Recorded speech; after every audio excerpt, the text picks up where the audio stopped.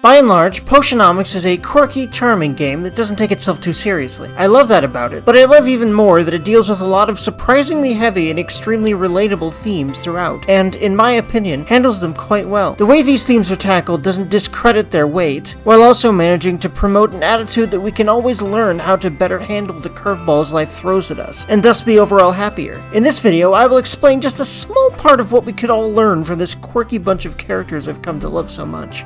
I have played this game, a lot, and to me, after enjoying its wonderful and plentiful character moments many times, no character exemplifies the game's masterful way of tackling heavy topics better than Saffron, the dryad carpenter that lives in the woods on the edge of town. Sylvia, our lovable, inexperienced young protagonist, learns a lot from Saffron's wizened, monk-like outlook on life, but she also has a lot more to teach her in return later on than one might think, especially if she ends up dating her. The way they meet is simple and practical enough. Sylvia's squatter-cum-business partner, aptly named Owl, recommends her. Do you know any carpenters? I've heard of one, a witch of great skill who lives at the very edge of the forest. Saffron is her name. Hello, Sylvia. You're most welcome here. And if potions are your business, then sooner or later you'll need fuel for your cauldron's fire. I can supply whatever you need, from the magic-infused hardwood of this enchanted forest to more exotic fare. Sounds amazing. Hold on now, that's only the half of it. I'm also a fully licensed carpenter of no small skill. Looking to make the most of your limited space? I'll fix her up in no time. When Sylvia first meets our hooved heroine, she seems like the most zen person you could ever meet. Gracefully, skillfully, and effortlessly gliding through life. She pretty much immediately establishes herself as a kind of mentor to our plucky young protagonist. She definitely has the wisdom and experience for it, and I'd say her advice is solid for real life, too. However, just like most people in real life, she's actually hiding a good few skeletons behind her expertly carved closet door. For all my talk about tranquility, I'm actually a big hot mess. These ghosts of her past are also tied very strongly to the backstory of Rafta, the island the game takes place on, lending a lot of narrative weight to her. All of the other major characters Sylvia meets lend a sense of aliveness and believability to Rafta in their own ways as well. Further adding to the immersion, there are several instances where most characters, including Saffron, are mentioned throughout the game in other dialogue. One I particularly remember, though I unfortunately couldn't find it while I was recording footage for this video, is when Sylvia mentions to another character that she knows Saffron for some reason, and they reply that they've heard she knows her quite well indeed. I'm pretty sure this only triggers if you romance her as well, which further adds to the believability of the game world, especially if this happens for other characters too. Speaking of the game world, I have a theory that Saffron lives on the outskirts of town because it's the place she lost her now long lost friends, who just so happened to be the group of heroes that foiled the Witch Queen who used to rule the island, paving the way for the town to thrive, and thus for Sylvia's late uncle to set his sights on it, eventually leading to her inheriting his shop. This is one of the many examples of how the influence of many of the characters you meet is felt elsewhere in the game. We were speaking before about the day a group of heroes came to Rafta's shores. They slayed Maven's Kraken on their path to strike down the Witch Queen herself. And you were there? I was there, but I wasn't a spectator. The truth is, I was one of the heroes. Wait, really? You aren't pulling my leg? Saffron, that's amazing. Why didn't you tell me you're famous? If I were truly famous, would you need to be told? You know what I mean. You lived history, Saffron. You made history. I think history would have gotten along just fine without us. We were all of us too green. Looking back, we were little more than kids. But we were absolutely certain of our own abilities, and we were so eager to make our mark on the world. We got our chance when the Heroes Guild finally decided to move against Witch Queen Maven. It was the hardest fight we'd ever been in. I was grievously injured. I would have died if not for our healer, Shaylee. After the battle, Shaylee and the others wanted to press on right away. Maven had to know we were there. Stealth was no longer an option. But my injuries were too severe. I needed time to recover. They left me in town, which was just a tiny collection of huts at this point, recruited a local boy to be their guide, and struck off to face Maven without me. I guess you know what happened after that. I never saw them again. Saffron, I'm so sorry. I had no idea. It was all a long time ago. Most days I feel at peace with it. But occasionally the grief sneaks up on me, catches me off guard, overwhelms me. She also largely stays away from people unless she is working with them. I have a feeling that's because if she doesn't connect with people, she can't lose anyone else. These themes of grief and self-isolation are reiterated throughout her story, and in the game at large. Sylvia starts the game off by learning she lost her uncle, for example. Another thing I find interesting is that, even though Saffron often demonstrates that she likely has the survival skills she would need to live off of the forest entirely rather comfortably, she chooses to work as a carpenter, which requires dealing with people. This, to me, means that, alongside an obvious love for the craft, she deep down wants connection very badly, despite being terrified of it. Thankfully, by allowing herself to be gradually more vulnerable with Sylvia over time, she finally found herself having a deep connection with someone for, surely, the first time in all the years that had passed since her tragic loss. This, however, prompts a different insecurity to rear its head for her, as close relationships often do. Even though Saffron smokes, she much prefers Sylvia not to, because, as she reveals in one of her rank-up scenes, she's worried about losing her sooner rather than later. This ties into both the tragic loss of her friends and the very real emotional threat that her species' long life poses to her if she were to commit to fully being with Sylvia, as much as she wants to. Maybe I should take a puff from your pipe. Oh, I'm not sure that's a good idea. Even if it isn't tobacco, the smoke isn't good for your lungs. I know that might sound hypocritical of me, but as a Fae being, I have less to worry about. Humans are fragile, and I'd like to keep you in one piece. Thanks for looking out for me. You're a good influence. I'm glad you didn't take offense. If I'm honest, this touches on a topic I've been dwelling on lately. Particularly since we took things up a notch. I'm not sure exactly how to put this. Not to be a total mimic, but remember to breathe. That's right. Of course, that's right. Managing stress brings serenity of mind, and vice versa. See, you've taught me a lot. I'm glad about that, and glad for the reminder that I can speak openly with you. Here's what has me troubled. You're human, Sylvia, and I'm not. My lifespan is longer than yours. My body is more resilient. I'm not immortal by any means, but chances are I'll still be here when you're gone. Given my history, I'm sure you can imagine how that makes me feel. The good stuff is worth some hurt. I mean, what's the alternative?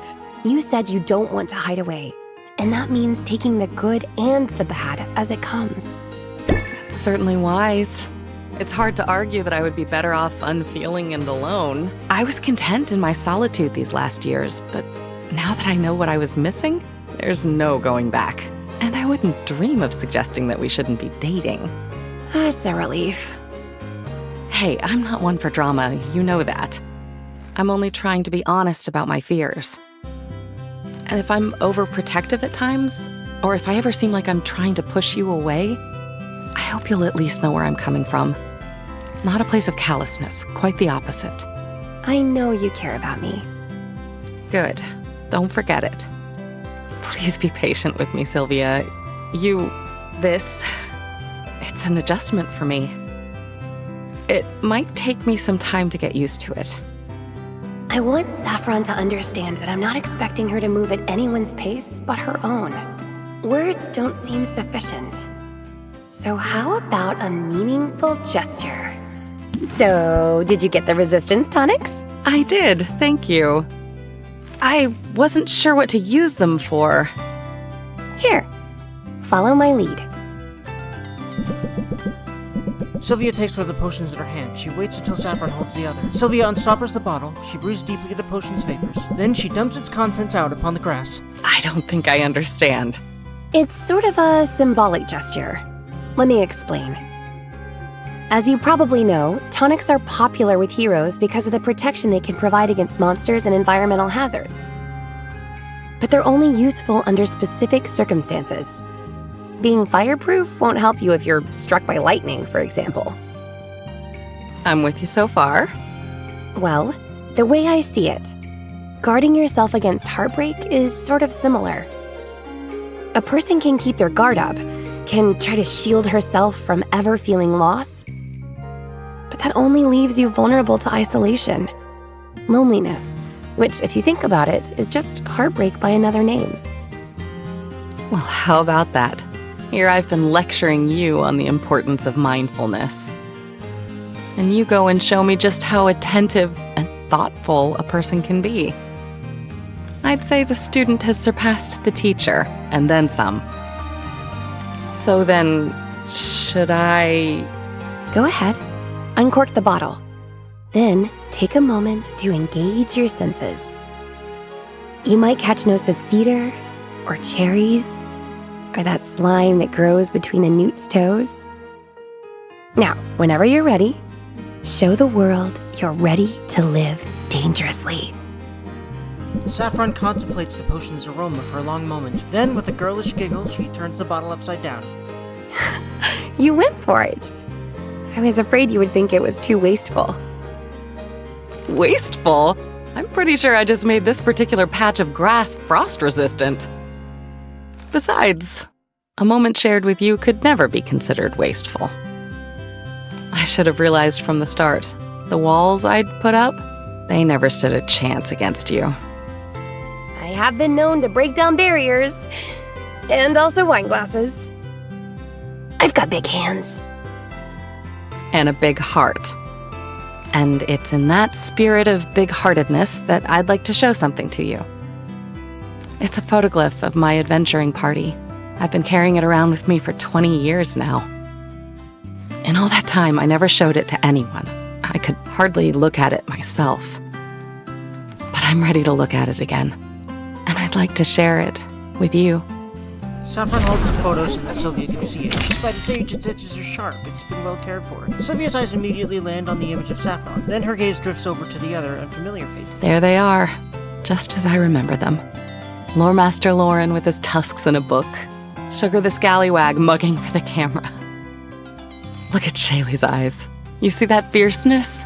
She was our healer, but she fought as hard as any of us. And there's Silky, the Sword Master, our four-armed father figure. He thought only of keeping us safe. I wish I could have known them. I wish so too. But maybe, in a way, you can still get to know them. Through me. I'll share their stories. It's better than locking them away. It might hurt sometimes, but I know now that I don't have to be alone with that hurt. You don't. I'm here for you. That means more than I can say. I adore you, Sylvia. And if I'm ever strong, it's because my adoration has made me strong. I adore you too. I know. Isn't that glorious? I know how you feel because you show me every day. I promise to be honest going forward. Honest about my feelings, on good days and bad ones. And even when I'm feeling vulnerable, I won't ever try to push you away. Good. I'd much rather you pull me The best close. thing about the way these conversations are written isn't even that they present grief, loss, fear, and isolation, very real struggles many face, in a very real feeling and relatable way. It's the fact that they provide examples of how one can largely, if not entirely, overcome these things, albeit slowly and with great difficulty. It's certainly better longer term than continuing to hide from the world instead, something which I myself have a lot of personal experience with, over 10 years of it, in fact. I've found that self-isolation is a way to protect yourself from the possible hurts that come with social interactions, but over time, you're also causing yourself deeper pain in the form of growing loneliness, guilt that you've pushed others away, and anger at yourself that you keep hurting both yourself and others this way. Not to mention, the more time you spend alone, the harder it is to get back among others, at least that's what it did for me. Thankfully, Saffron found her way out, just as I am slowly finding mine in real life. For example, I've had in mind to do a video like this one for years, but I finally made it because, with the help of others as well as my own efforts, I healed enough to allow myself to risk a lack of acknowledgement for my effort, ridicule, and the like, which are very scary for me, in order to make something I feel is important for both myself and anyone that might find it while going through similar struggles. I feel that Saffron's story is a nice parallel to my own, as well as those of others struggling with anything similar. I have a feeling that the writer or writers of Potionomics didn't just want to make something, but but make something that helps people as well as entertains them. Like me with this YouTube channel. It certainly helped me, and not just Saffron's story either. The whole game is chock full of characters overcoming relatable struggles. It's been a limitless wellspring of inspiration for me. Good character writing, in my opinion, takes very real and painful things humans struggle with, and makes them more palatable due to the distance between the story and the audience's life experiences. Saffron is a prime example of this to me. All of that to say, this game is really fucking good. Please play it. I'd also very much appreciate it if you like, commented, and subscribed. If you've played the game, who's your favorite character? What's your favorite part of it overall? Let me know in the comments, and I'll see y'all in my next video. Till then, have the lovely ones, me friends, and be kind to everyone, especially yourselves. Big Durgan Huggle.